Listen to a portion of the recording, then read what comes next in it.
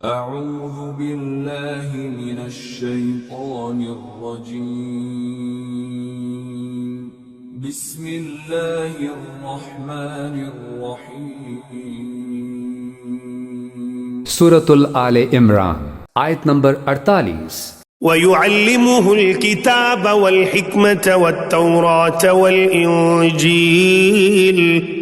ترجمہ، اور وہی اللہ اس کو یعنی عیسیٰ ابن مریم کو کتاب و حکمت اور تورات و انجیل کی تعلیم دے گا۔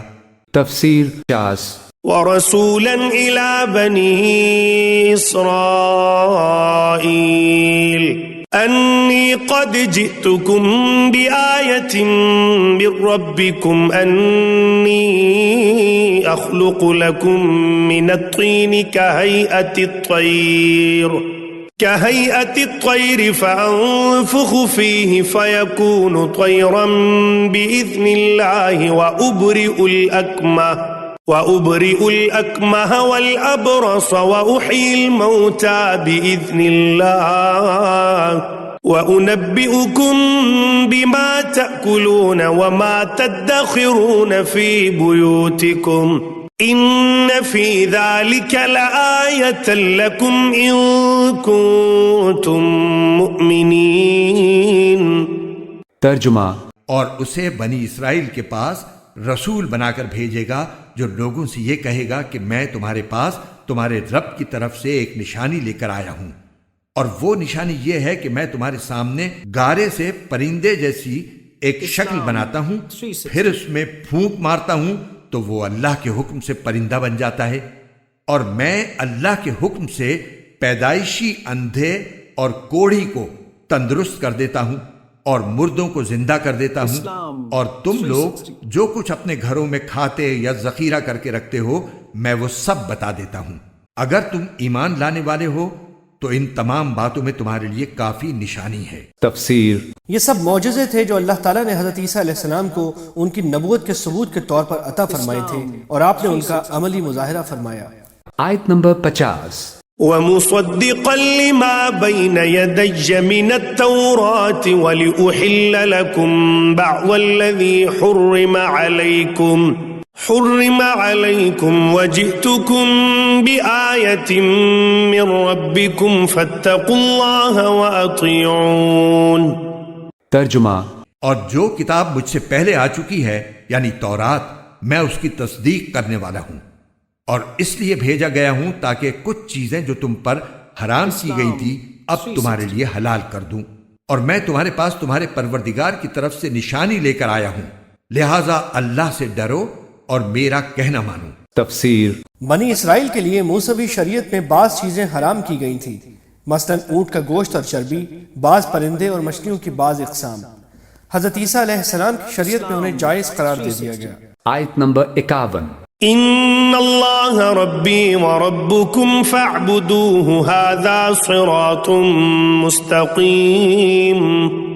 ترجمہ، بے شک اللہ میرا بھی پروردگار ہے اور تمہارا بھی پروردگار، یہی سیدھا راستہ ہے کہ صرف اسی کی عبادت کرو۔ تفسیر۔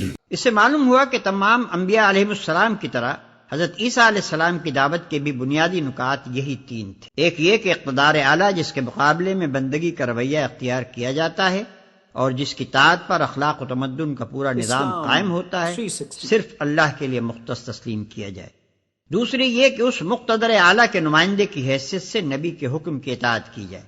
تیسری یہ کہ انسانی زندگی کو حلت و حرمت اور جواز و عدم جواز کی پابندیوں سے جکڑنے والا قانون و ضابطہ صرف اللہ کا ہو، دوسروں کے عائد کردہ قوانین منسوخ کر دیے جائیں۔ پس در حقیقت حضرت عیسیٰ علیہ السلام اور حضرت موسیٰ علیہ السلام اور حضرت محمد صلی اللہ علیہ وسلم اور دوسرے انبیاء کے مشن میں یک سر منہ فرق نہیں ہے۔ مالک الملک کی طرف سے اس کی رعیت کی طرف جو شخص بھی مامور ہو کر آئے گا، اس کے آنے کا مقصد اس کے سوا اور کچھ ہو سکتا ہی نہیں کہ وہ رعایا کو نافرمانی اور خود مختاری سے روکے، اور شرک سے یعنی اس بات سے کہ وہ اقتدار اعلیٰ میں کسی حیثیت سے دوسروں کو مالک الملک کے ساتھ شریک ٹھہرائیں اور اپنی وفاداریوں اور عبادت گزاریوں کو ان میں منقسم کریں، منع کریں، اور اصل مالک کی خالص بندگی و اطاعت اور پرستاری و وفاداری کی طرف دعوت دے۔ آیت نمبر 52۔ فلما أحس عيسى منهم الكفر قال من أنصاري إلى الله قال الحواريون نحن أنصار الله آمنا بالله واشهد بأننا مسلمون. ترجمہ. پھر جب عیسیٰ نے محسوس کیا کہ وہ کفر پر آمادہ ہیں تو انہوں نے اپنے پیروں سے کہا کون کون لوگ ہیں جو اللہ کی راہ میں میرے مددگار ہوں؟ حواریوں نے کہا کہ ہم اللہ کے دین کے مددگار ہیں، ہم اللہ پر ایمان لا چکے ہیں اور آپ گواہ رہیے کہ ہم فرما بردار ہیں. تفسیر. حواری کا لفظ قریب قریب وہی معنی رکھتا ہے جو ہمارے ہاں انصار کا مفہوم ہے. بائبل میں بالعموم حواریوں کے بجائے شاگردوں کا لفظ استعمال ہوا ہے. ہم اللہ کے مددگار ہیں. دین اسلام کی اقامت میں حصہ لینے کو قرآن مجید میں اکثر مقامات پر اللہ کی مدد کرنے سے تعبیر کیا گیا ہے. یہ ایک تشریح طلب مضمون ہے. زندگی کے جس دائرے میں اللہ تعالیٰ نے انسان کو ارادہ و اختیار کی آزادی عطا کی ہے، اس میں وہ انسان کو کفر یا ایمان، بغاوت یا اطاعت میں سے کسی ایک راہ کے اختیار کرنے پر اپنی خدائی طاقت سے مجبور نہیں کرتا. اس کے بجائے وہ دلیل اور نصیحت سے انسان کو اس بات کا قائل کرنا چاہتا ہے کہ انکار و نافرمانی اور بغاوت کی آزادی رکھنے کے باوجود اس کے لیے حق یہی ہے اور اس کی فلاح و نجات کا راستہ بھی یہی ہے کہ اپنے خالق کی بندگی و اطاعت اختیار کرے. اس طرح فہمائش اور نصیحت سے بندوں کو راہ راست پر لانے کی تدبیر کرنا یہ دراصل اللہ کا کام ہے، اور جو بندے اس کام میں اللہ کا ساتھ دیں ان کو اللہ اپنا رفیق و مددگار قرار دیتا ہے، اور یہ وہ بلند سے بلند مقام ہے جس پر کسی بندے کی پہنچ ہو سکتی ہے. آیت نمبر 53. ربنا آمنا بما أنزلت واتبعنا الرسول فاكتبنا مع الشاهدين. ترجمہ. اے ہمارے رب، آپ نے جو کچھ نازل کیا ہے ہم اس پر ایمان لائے ہیں اور ہم نے رسول کی اتباع کی ہے، لہٰذا ہمیں ان لوگوں میں لکھ لیجئے جو حق کی گواہی دینے والے ہیں. تفسیر. ربنا آمنا بما انزلت، اے رب ہمارے ہم ایمان لے آئے اس پر جو تو نے نازل فرمایا، واتبعنا الرسول، اور ہم اتباع کر رہے ہیں تیرے رسول کی، فاکتبنا مع الشاہدین، تو اے پروردگار ہمارا نام گواہوں میں لکھ. آیت نمبر 54. ومكروا ومكر الله والله خير الماكرين. ترجمہ. اور ان کافروں نے عیسیٰ علیہ السلام کے خلاف خفیہ تدبیر کی اور اللہ نے بھی خفیہ تدبیر کی، اور اللہ سب سے بہتر تدبیر کرنے والا ہے. تفسیر. ومکروا ومکر اللہ، اب انہوں نے بھی چالیں چلی اور اللہ نے بھی چال چلی. وہ جو ان کے علماء بیٹھے ہوئے تھے وہ چالیں چل رہے تھے کسی طرح اس کو پکڑوائیں، کسی طرح، اس لیے کہ وہاں جو حکومت تھی وہ یہودیوں کی نہیں تھی. اگرچہ یہودی ایک بادشاہ تھا، اصل حکومت تھی رومیوں کی، اور اس طرح کی کوئی کیپٹل پنشمنٹ جو ہے وہ یہودی خود نہیں دے سکتے تھے جب تک کہ وہ جو اصل گورنر ہے اس کی طرف سے اس کا حکم صادر نہ کیا جائے.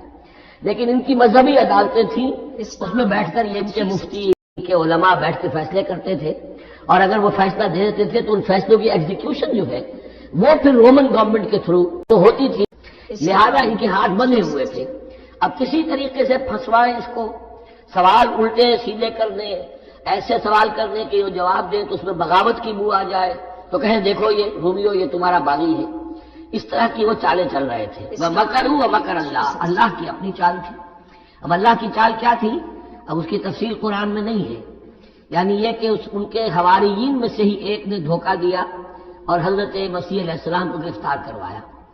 اب اس کے بعد اللہ تعالیٰ نے جو کچھ انجیل میں ہے، قرآن میں نہیں ہے، حدیث میں نہیں ہے، ہمارے اولین جو مفسرین ہیں ان کے ہاں بھی نہیں ہے، لیکن یہ انجیل جو پوپ کی لائبریری سے برآمد ہوئی ہے اس کے اندر یہ تفصیل ہے کہ جس حواری نے آپ کو غداری کر کے پکڑوایا تھا، گرفتار کروایا تھا، اس کی شکل حضرت مسیح کی بدل دی اللہ نے، اور وہ پکڑا گیا، سولی وہ چڑھا ہے، اور حضرت مسیح پر وہ ہاتھ ڈال ہی نہیں سکے.